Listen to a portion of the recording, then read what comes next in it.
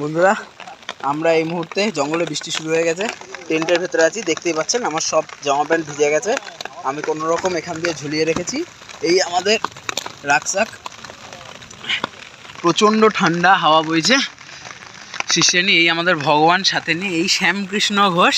দেখতেই পাচ্ছেন পুরোপুরি অবস্থা, ঠিক আছে।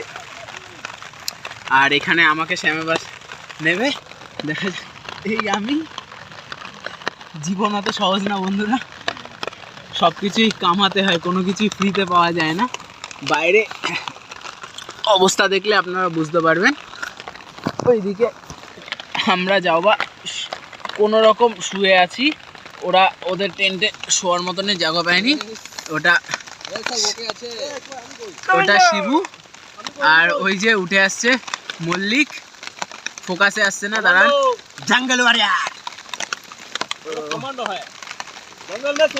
এটা আলো জ্বালা না তোদের ইয়েতে, টর্চ মর্চ থাকলে আলো জ্বালা।